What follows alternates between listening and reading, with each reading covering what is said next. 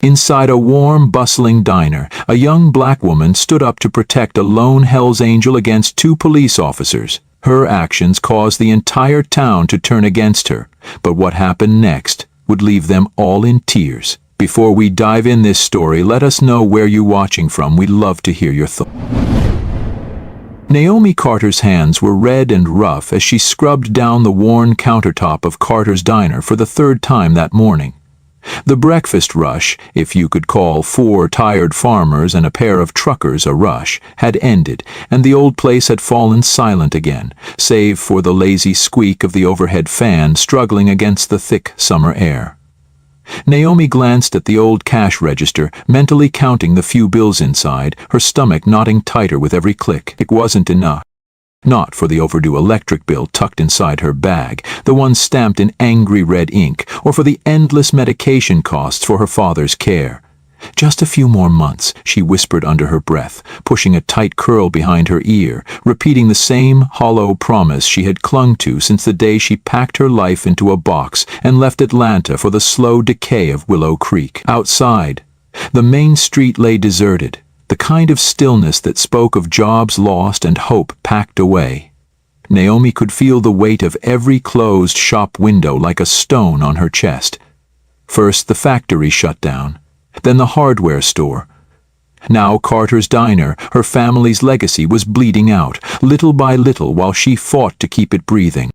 The bell over the door jingled, that familiar sound her father had loved once, before the stroke took his voice and half his body. Naomi turned, cloth still in hand, and the sight froze her mid-step. A man filled the doorway, tall and broad, his frame wrapped in dusty black leather that had seen better days. His beard was thick, gray, unruly, and the tattoo snaking up his arms told stories Naomi couldn't even begin to guess at. But it was the patch on his jacket that pulled the room taut. The grim, skeletal reaper clutching a scythe, the unmistakable symbol of the Hell's Angel. The few customers left stiffened. Mrs. Worthington, sitting near the window with her crossword puzzle, clutched her pearls in a little gasp. Joe Larkin, a farmer Naomi had known since childhood, shifted uneasily, lowering his coffee mug with a sharp clink. Even the radio crackled with static for a breathless second, as if the diner itself held its breath. The biker moved toward the counter, boots thudding against the linoleum floor, the sound slow and heavy like war drums. He picked the stool furthest from everyone else, his wide shoulders hunching slightly as if trying to make himself smaller, invisible. Naomi's father's words came back to her in a whisper. Everyone's money spins the same at Carter's. Still, her heart hammered against her ribs as she wiped her palms on her apron, grabbed a cloudy plastic menu, and filled a glass of water. "Welcome to Carter's," she said, forcing her voice into the same easy rhythm she offered every customer, even as the tension prickled against her skin. "Today's special is chicken fried steak with mashed potatoes. Made it fresh this morning." The biker looked up at her then, and Naomi's breath caught. His eyes, pale blue, rimmed red like he hadn't slept in days, seemed at odds with the hard lines of his face. They weren't the eyes of a man looking for a fight, they were the eyes of a man losing one. "Coffee," he said, his voice low, rough like gravel, but there was a softness there too. "Black. Whatever's fast is from the kitchen. Been on the road since before sunup." As she poured coffee from the battered pot, Naomi noticed his hands, large, calloused, rough, but trembling slightly as he reached for the mug. A hospital bracelet peeked out from beneath his cuff. Her chest tightened. She had seen that look before, too many times in the cancer ward rotations. Someone holding on by a thread. "Long ride ahead of you still?" she asked casually, setting the cup down in front of him. He nodded slowly. "Heading back to Willow Creek Medical," he said, voice thick with exhaustion. "My daughter—" The words cracked, breaking apart like ice under strain. He dropped his gaze to the swirling black of his coffee. Naomi swallowed past the lump rising in her throat. She didn't ask for more. She just smiled gently and said, "Toast and eggs coming right up. 6 minutes tops." As she turned to call the order into the kitchen, Naomi caught the stares from across the room. Suspicious, disapproving, fearful. She knew exactly what this was going to cost her, but she also knew what was right. And Naomi Carter had never been the type to back down from doing right. The bell above the door jingled again, sharper this time, slicing through the low hum of conversation like a blade. Naomi didn't have to turn to know who had just walked in. She felt it in the sudden stiffening of the air, in the way Mrs. Worthington hunched lower over her coffee, in the sharp scrape of Joe Larkin's chair as he shifted uncomfortably. Officer Dean Harper and Deputy Laura Miles had entered Carter's diner, both in full uniform, badges catching the sunlight pouring through the dusty windows. Dean swaggered toward the counter with the easy arrogance of a man who knew the town bent when he leaned, his boots tapping an uneven rhythm against the tile floor. His eyes locked immediately onto the biker hunched over his coffee, and Naomi saw the slow, ugly smile that crept across his face. Well, Dean said, voice loud enough to carry across the room. Don't see your kind in Willow Creek too often. The biker didn't look up. He sipped his coffee, steadying his hands. Naomi tightened her grip on the edge of the counter, feeling a flush rise to her cheeks. Just grabbing some breakfast, officer, the man said quietly, his voice rough but respectful. Laura stood a step behind Dean, her posture stiff, her eyes darting uncomfortably between Naomi and the biker. Dean leaned an elbow on the counter, a deliberate invasion of space. Maybe we should check his ID, Naomi, make sure he's not one of the reapers we got bulletins about. Naomi's heart pounded. The man had done nothing, but Dean was already circling like a vulture. The biker's hand moved slowly, carefully, reaching into his jacket pocket, but Dean's hand dropped instinctively to the holster on his hip. Naomi stepped forward, her voice sharper than she intended. He's a paying customer, Dean, same as anyone else who walks through that door. Dean turned his head, his smirk widening. Same? That's rich.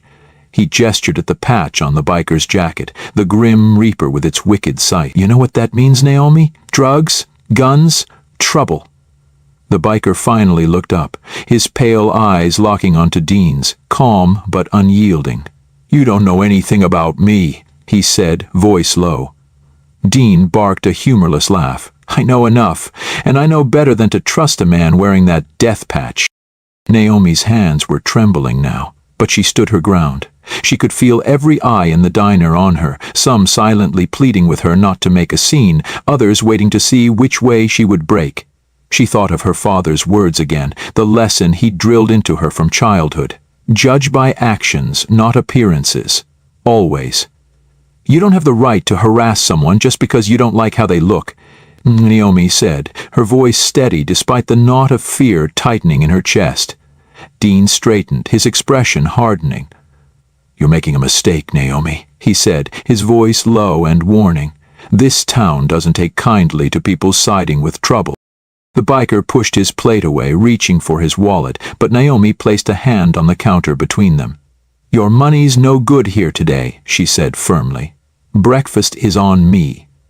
The biker blinked in surprise, a flash of something unreadable crossing his face, something dangerously close to gratitude. Dean snorted in disgust, tossing a few crumpled bills onto the counter. Let's go, Laura, he barked, turning on his heel. Laura hesitated a beat longer, her gaze lingering on Naomi with something almost like apology, before following Dean out the door. The bell gave a sour jangle as it swung shut behind them. The diner fell into an uneasy silence. Naomi busied herself cleaning the counter, ignoring the whispered conversations that sprang up like weeds behind her. The biker finished his coffee in a few quick gulps, leaving a $20 bill tucked under his cup despite Naomi's protests. He stood, adjusting his jacket. Name's Hank Morrison, he said simply. Naomi gave him a small, genuine smile. Naomi Carter. Safe travels, Mr. Morrison. Hank nodded once, a deep, solemn gesture, then turned and walked out into the blazing afternoon sun. Naomi watched him go, a tight ache blooming in her chest. She had no illusions about how this would play out. Small towns had long memories for things they didn't like and short tempers for those who crossed unspoken lines. And she had just drawn a big, bold line in the sand. The afternoon wore on, slower than molasses, the few customers who trickled in offering tight smiles or none at all. When Naomi finally flipped the open sign to close that evening, she sat heavily in one of the booths and dropped her face into her hands. She hadn't wanted a fight. She didn't need another enemy. But when she closed her eyes, all she could see was the way Hank's hand trembled around that coffee mug, the glint of the hospital bracelet flashing like a silent cry for help. She remembered the countless times in the hospital back in Atlanta when strangers had shown her small kindnesses at her lowest moments. And she knew she couldn't have done anything differently, even if it cost her everything. As Naomi locked up for the night, she noticed something taped to the glass door.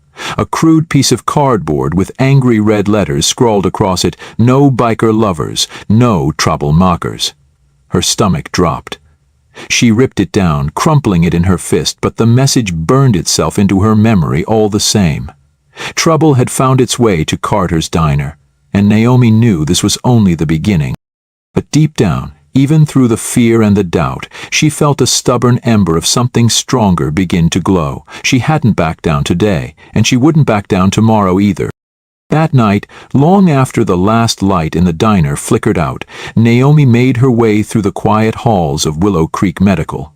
The fluorescent lights above buzzed faintly, casting a pale wash over the linoleum floors, and the scent of antiseptic clung to the air like memory.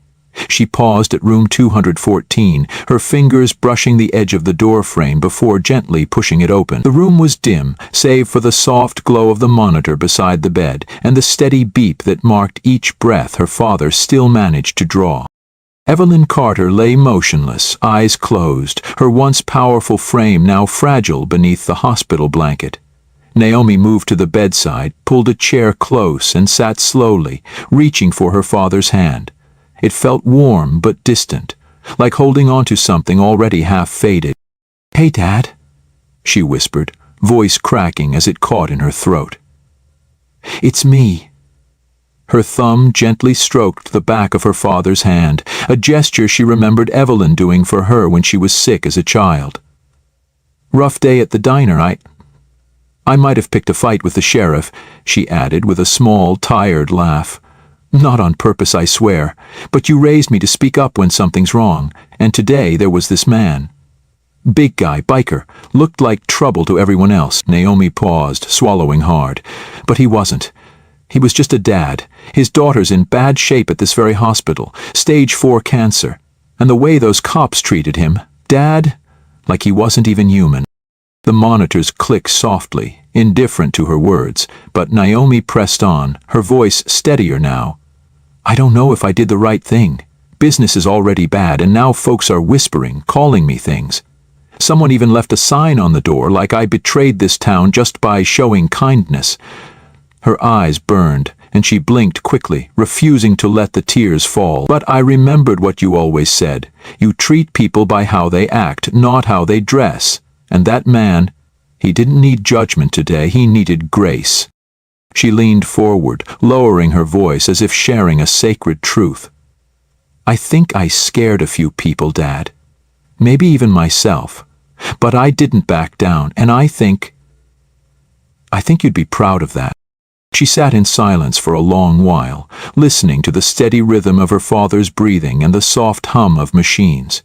Then, as if on instinct, she leaned down and kissed the back of Evelyn's hand.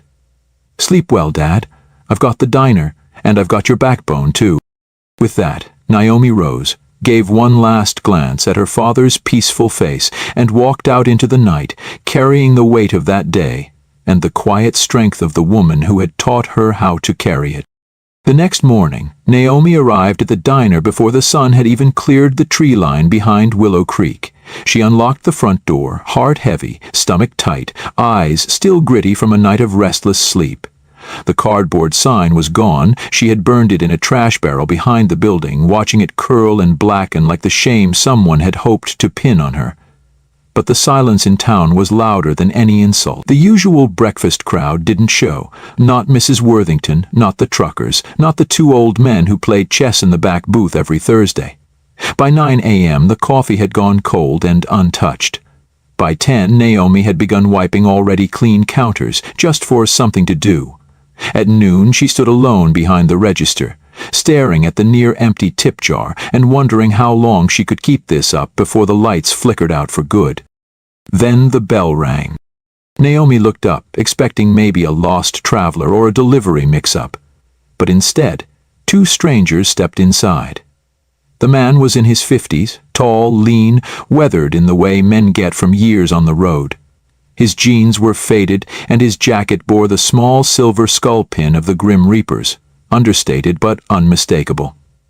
Beside him stood a woman, same age, long gray hair pulled into a braid that hung over her shoulder. She wore a denim vest patched with the same insignia, but her eyes were soft, her smile gentle. "Naomi Carter?" the man asked. Naomi nodded, unsure, tension creeping back into her spine. "I'm Roy Morrison. This is my wife, Linda, Hank's brother." Naomi's shoulders eased just slightly, and she stepped out from behind the counter. They shook hands, firm, warm, respectful. "Hank told us what happened," Linda said. "He wanted to come himself, but he's still at the hospital, with Jessie." Naomi's expression softened. "How is she?" Roy's face clouded, just for a second. "Stage 4, they're trying something experimental. It's the last shot." Naomi swallowed hard, her chest tightening. "I'm so sorry," she said quietly. "He said you were kind to him," Linda continued, "when no one else would be. Said you stood up to the police for him, that you didn't look at the patch, you looked at the man." Naomi gave a small shrug. "Didn't seem like he needed a fight. Seemed like he needed a meal." Roy smiled faintly. "Sometimes those are the same thing." Naomi offered them coffee, and they accepted. She poured it slowly, trying not to let her hands shake. Something about their presence felt significant, like the hush before a summer storm. And when they finished their cups, Roy set his down and said, "We wanted to do something, to say thank you, not with money, don't worry, with support." Naomi tilted her head, puzzled. "Support?" Roy just smiled. "Give it a few minutes." And then it happened. At first it was just a sound, a low rumble, distant, like thunder. Then more, louder, closer. Naomi stepped to the window and felt her breath hitch. Down both ends of Main Street, the horizon shimmered with chrome, motorcycles, dozens, no hundreds.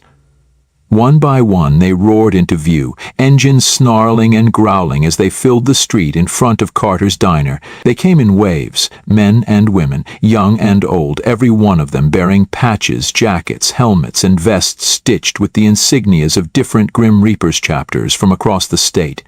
Some bore flags, others held small bouquets. All of them came for the same reason. The noise grew deafening, then slowly subsided as engines were cut. Riders dismounted, stretching, talking softly, moving in unison like a migrating herd. Naomi stood frozen, watching as the parking lot overflowed and the sidewalk disappeared beneath booted feet. She looked to Roy, stunned. "What is this?" she whispered. Linda smiled. "Hank told his chapter about you. They told others. Word travels fast in our world. You treated one of us like a person. That means something." Naomi's voice caught. "But that's over 200 people. Why?" Roy's eyes held steady. "Because when the world turns its back on us, we remember the ones who didn't." The bell above the door jingled, and the first riders stepped inside, respectful, quiet, nodding to Naomi like she was someone important. They took seats, filled booths, leaned against walls where no chairs remained. Naomi stammered, I don't have enough food for all these people." Roy grinned. "Taken care of. Linda called ahead to your suppliers last night. Trucks are on their way, costs covered." Hunting Naomi felt dizzy. "By who?" "By us," Linda said simply. "Consider it an investment in kindness." Outside, townspeople began to gather. They stared from across the street, whispered on porches, peered out of windows. But they didn't hide. They watched, they wondered, and slowly some of them crossed the street, cautiously, curious. Naomi's old classmate, Moloch, stepped inside, glancing around at the sea of leather jackets before raising a hand in greeting. "You still serving those biscuits?" he asked with a crooked grin. Naomi blinked, then laughed, wiping her hands on her apron. "Sure am." "You'll have to share a table, though." "Not a problem," he said, taking a seat beside a woman with a pink mohawk and a patch that read, "Reapers Never Quit." More locals followed. Conversations started, cautious at first, then easier. Naomi watched, wonder spreading in her chest like sunlight through storm clouds. Her diner, her father's diner, was full. Not just with people, but with possibility. With change. And then the bell jingled one more time. Naomi turned, her heart catching in her throat. Hank Morrison stood in the doorway. He looked exhausted, eyes rimmed red, jacket dusty from the road. But there was a smile tugging at the edge of his mouth. "Hope you don't mind," he said, voice quiet. "I brought a few friends." Naomi walked over, met him halfway. "Not at all," she said, voice thick with emotion. "Come in, I saved you a seat." The afternoon sun dipped lower, casting long golden shadows across Willow Creek as Carter's diner buzzed with life like it hadn't in years. Naomi moved like a whirlwind behind the counter, refilling coffee, shouting quick orders to the kitchen, sliding plates of burgers and fries across the counter to waiting hands. The delivery trucks had come just like Roy promised, crates of fresh eggs, bread, meat, and coffee beans stacked high at the back door. A few of the bikers had unloaded everything without being asked, laughing and joking like it was just another part of the gathering. Naomi had called in a few friends to help, some from the church youth group, a few neighbors she wasn't even sure liked her that much. But nobody hesitated. There was something about the energy in the diner now, an unspoken understanding that something special was happening, something worth being part of. Every table was filled. Riders with leather vests, weathered faces, and calloused hands laughed and swapped stories with curious locals. Mrs. Worthington, who had clutched her pearls just the day before, sat at a booth deep in conversation with a woman whose biceps could probably break steel pipes, but who was animatedly discussing quilting patterns. Melig taught a group of bikers how to play dominoes in the back corner, slamming the tiles down with dramatic flair that made the whole table roar with laughter. Even Deputy Laura Miles slipped inside quietly, sitting at the counter and accepting a mug of coffee from Naomi with a nod that said more than words could. Naomi caught her breath for a second, leaning against the pass-through window, just soaking it all in. This was what her father had dreamed about when he opened Carter's Diner. A place where nobody cared about the color of your skin, the patch on your jacket, or the job you did or didn't have. Just good food, good company, and a roof to share it under. The bell above the door jingled again, and the conversations died down as a man stepped inside. He was massive, broad-shouldered, his beard white and thick, a leather vest stretched across his chest marked with bold patches, and the heavy words President, Grim Reaper's MC, Riverside Chapter. Naomi wiped her hands on her apron and stepped forward instinctively, heart thudding. The man smiled warmly and extended a hand. "He must be Naomi," he said, voice like gravel and sunshine. "Name's Marcus Turner." Naomi shook his hand firmly. "Welcome to Carter's, Marcus," he chuckled. "You've made quite an impression on the family." Marcus turned to the room, raising his hand, and just like that, the chatter died down to a respectful hush. Every eye in the diner turned to him. Marcus cleared his throat, his voice carrying easily through the packed room. "I wanted to take a minute to thank Miss Naomi Carter here," he began, gesturing to her with a proud tilt of his head, "because when others turned their backs, she didn't. When others judged a man for a patch on his back, she saw the father." The heads nodded throughout the room, murmurs of agreement rippling like a wave. "Now, in our world," Marcus continued, "loyalty and respect mean something. They're everything. So I want it known, Carter's Diner, from this day forward, rides under the protection of the Hell's Angel." A cheer went up, loud enough to rattle the windows, boots pounding against the floor, fists pounding the tables in celebration. Naomi stood frozen, stunned, tears stinging her eyes as the room erupted in applause. She caught Hank's gaze across the room. He smiled at her, small but full of pride, and Naomi smiled back, a trembling, disbelieving thing. Marcus wasn't finished. He waited for the noise to die down, then said, "And if anyone in this town has a problem with that, they'll have a problem with all of us." His tone was firm, but not threatening, just a simple statement of fact. He turned, looked directly at Deputy Laura Miles, who sat stiffly at the counter, coffee halfway to her lips. Laura swallowed hard, but nodded once, slowly, her eyes dropping to the mug in her hands. Satisfied, Marcus smiled and turned back to Naomi. "Now," he said, grinning wide enough to flash a gold tooth, "who's ready for pie? I heard there's no better slice in 3 counties." Another roar of laughter, and just like that, the tension broke into easy joy again. Naomi laughed too, wiping her eyes quickly with the hem of her apron before hustling back to the kitchen to cut as many slices of pie as her hands could manage. As the evening wore on, the gathering spilled into the streets. Someone rigged up a portable speaker to a motorcycle battery, and classic rock poured into the warm summer air. Kids from the neighborhood rode tiny bicycles up and down the sidewalks, weaving between big chrome bikes like fish darting through a coral reef. Old-timers leaned against lampposts, trading stories with men and women whose leather jackets told tales of different towns, different lives, but somehow the same beating heart. Naomi's father, who hadn't left the house in months, even ventured out, bundled in a shawl, pushed in a wheelchair by one of the young riders who had an easy smile and steady hands. It wasn't just a good day. It was the kind of day that stitched itself into the fabric of a town's memory forever. And in the center of it all, standing tall in her worn sneakers and coffee-stained apron, was Naomi Carter. Still tired, still a little scared of what tomorrow might bring, but for the first time in a long time, filled with a fierce, burning hope. She caught Hank standing outside the diner, talking quietly with Roy and Linda, a smile on his tired face as he watched Jesse's hospital bracelet dangling from his wrist like a fragile promise. Naomi crossed over to him. "Hey," she said softly. Hank turned, his face lighting up. "Jesse," he said, voice thick, "got some good news. Today, early signs, but the new treatment's working." Naomi's breath caught in her throat, a giddy kind of relief flooding her chest. "That's amazing," she said, and without thinking she wrapped Hank in a fierce hug. He stiffened for half a second, before hugging her back, strong and sure. When they pulled apart, Hank said, voice gruff with emotion, "She wants to meet you. Said you sound like the kind of woman she hopes to be." Naomi blinked hard against fresh tears. "I'd like that," she said. "I'd like that a lot."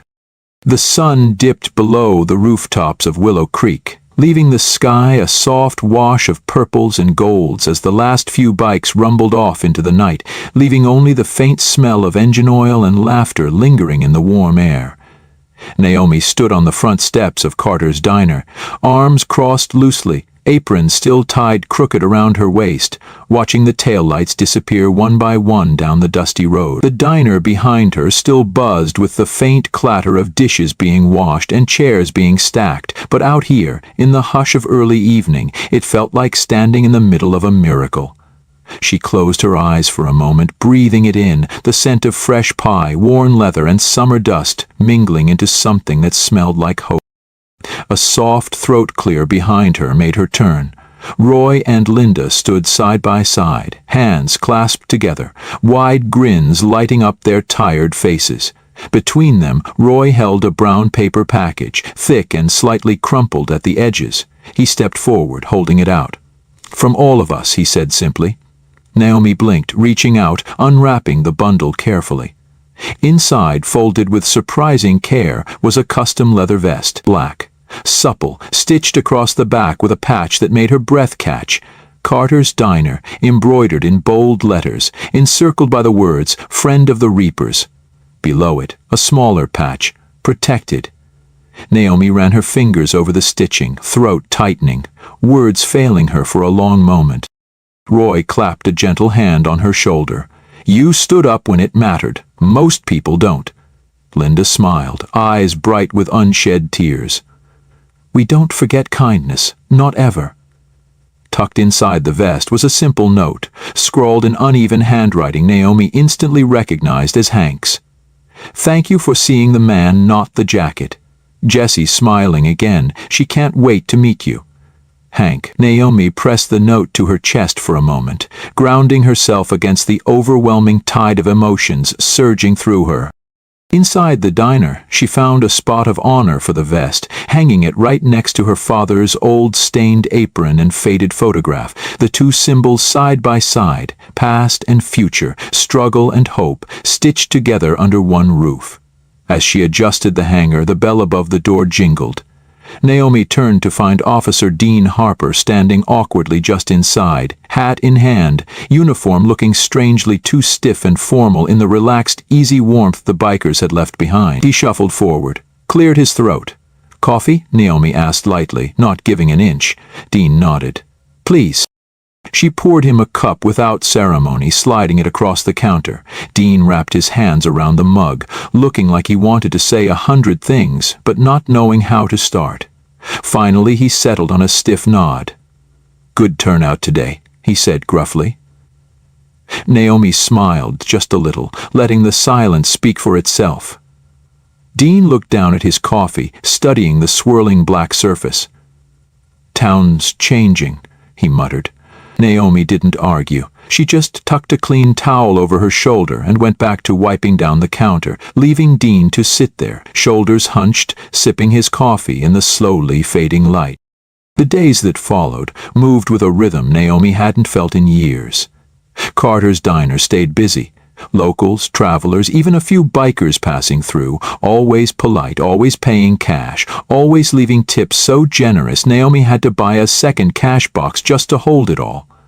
Word spread about the little diner with the big heart, and slowly, Willow Creek's icy walls began to thaw.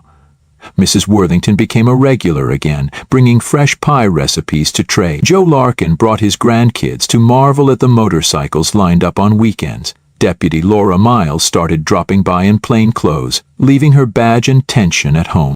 And through it all, Naomi remained the steady heartbeat at the center. She served coffee, she flipped pancakes, she laughed and listened and lived. And every so often, she would glance at the leather vest hanging on the wall, feel the solid weight of it in her chest, and remember that sometimes the smallest moments, a hot cup of coffee, a kind word, a refusal to look away,